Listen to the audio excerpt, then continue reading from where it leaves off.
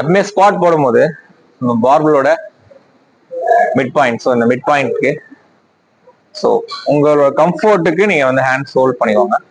So பார்பிளோட so நீங்க வைடா கூட ஹோல்ட் பண்ணிக்கலாம். ஹோல்ட் பண்ணிட்டு தென் மிட்ல போயிட்டு தென் ட்ராப்ஸ்ல எல்லாம் லிஃப்ட் பண்ணுங்க.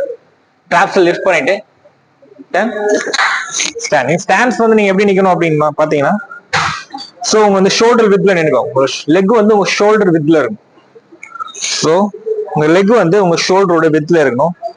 ஸோ அதுதான் வந்து இந்த பேஸ் ஆஃப் சப்போர்ட். ஸோ இந்த பேஸ் ஆஃப் சப்போர்ட் வந்து நீங்க ஸ்குவாட்ஸ் வந்து டவுன் போகும்போது அண்ட் தென் நீங்க வந்து உங்க நீயை வந்து ட்ராக் பண்ணும். ஸோ தேர்ட் அண்ட் செகண்ட் டோக்கு ட்ராக் பண்ணும். So can feel fees. நீங்க வந்து கரெக்டா போடுறீங்க அப்படின்னா கண்டிப்பா உங்களோட கான்ட்ராக்ஷன் வந்து ஃபுல்லா லெக்ல தான் லோட் ஆகும்.